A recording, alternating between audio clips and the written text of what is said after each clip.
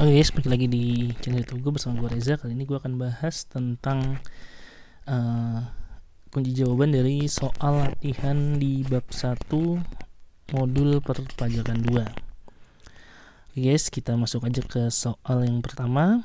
Mr. John, warga negara asing, selain bekerja sebagai pegawai perwakilan ASEAN di Indonesia, juga mengajar sebagai pengajar kursus bahasa asing di Jakarta. Yang benar mengetahui mengenai status perpajakan Mr. John adalah, jawabannya adalah subjek pajak ya. Kenapa? Di sini karena syarat warga negara asing yang bekerja sebagai pegawai di organisasi internasional untuk tidak menjadi subjek pajak adalah kalau dia tidak menerima, ya, jadi syaratnya adalah tidak menerima penghasilan lain dari Indonesia. Jadi dia harus tidak menerima penghasilan lain dari Indonesia. Sehingga ketika dia menjadi pengajar kursus bahasa asing Jakarta, maka dia menerima penghasilan lain dari Indonesia, sehingga dia tetap menjadi subjek pajak. Kemudian Ibu Wati, warga negara Indonesia, hanya bekerja sebagai pegawai perwakilan ASEAN di Indonesia dengan penghasilan setahun 1 miliar. Yang benar Ibu Wati adalah, nah ini juga subjek pajak. Kenapa? Karena Ibu Wati adalah WNI, ya. Jadi yang bisa menjadi bukan subjek pajak itu adalah kalau dia warga negara asing. Ya, tapi ketika warga negara Indonesia, dia hanya bekerja sebagai perwakilan ASEAN, tetap dia adalah subjek pajak dalam negeri, seperti itu. Yang ketiga, subjek pajak dalam negeri memenuhi kriteria sebagai berikut, kecuali itu warga Indonesia, iya.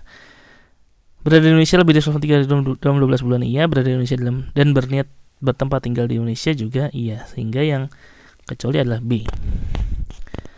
Warga asing yang berdomisili di Amerika Serikat akan menjadi subjek pajak luar negeri di Indonesia jika berwisata. Tidak, ya. Ketika dia hanya berwisata dan tidak menerima penghasilan, dia tidak menjadi subjek pajak luar negeri, guys.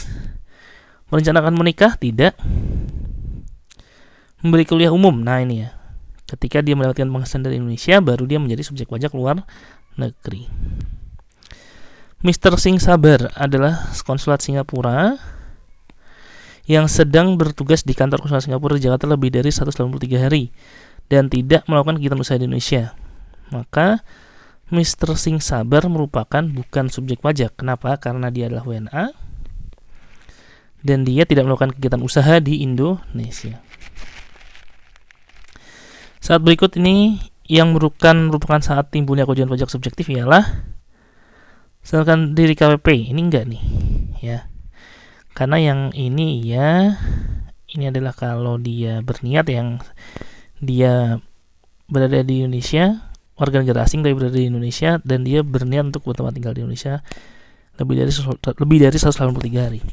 Kemudian saat hari pertama ini kalau yang subjek pajak dalam negeri yang lebih dari 183 hari di Indonesia. Kemudian yang D adalah saat menerima atau memperoleh penghasilan ini adalah subjek pajak luar negeri. Ya, ini adalah SPDN yang karena dia niat, ini adalah SPDN karena dia yang lebih dari 183 hari. Nomor 7, saat penyanyi di Bintaro Bruno Mars asal California mendapatkan penghasilan dari pengundangnya.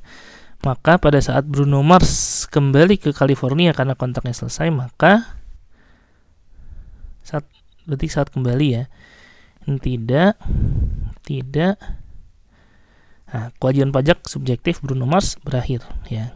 Jadi tadinya dia subjek pajak luar negeri, setelah dia kembali tidak menerima penghasilan lagi dari Indonesia, maka kewajiban pajak subjektif dia sebagai subjek pajak luar negeri berakhir. 8. Dari pernyataan berikut yang menggambarkan bahwa pajak penghasilan merupakan pajak subjektif adalah kondisi subjek pajak tidak diperhatikan, tidak. Objek pajak adalah penghasilan, tidak. Pengenalan pajak dimulai dengan ini ya. Pengenalan pajak dimulai dengan menetapkan subjeknya terlebih dahulu, baru dicari objeknya.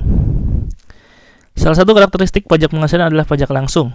Pernyataan berikut yang menggambarkan karakteristik tersebut adalah pajak langsung. Pajak langsung itu adalah pajak yang tidak bisa dialihkan ke pihak lain. Nah, A ya jawabannya ya.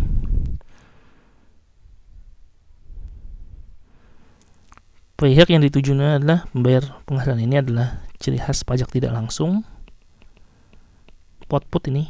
Kemudian dalam pengenalan pajak penghasilan sangat memperhatikan kondisi subjek pajak. Ini pajak subjektif ya. Ini juga ciri khas pajak subjektif. Berakhirnya kewajiban pajak subjektif bagi warisan yang belum terbagi adalah saat waris telah memiliki akta kematian tidak, saat masa bergabung telah usai tidak, saat warisan selesai dibagikan. Gitu ya. Jawabannya 10C. Oke, kira-kira itu aja yang bisa gue sampaikan di video kali ini. Semoga bermanfaat. Jangan lupa like, subscribe, dan komen. Dan apabila kalian merasa video ini bermanfaat bagi kalian, bisa di-share di seluruh sosial media yang kalian miliki. Terima kasih. Bye-bye.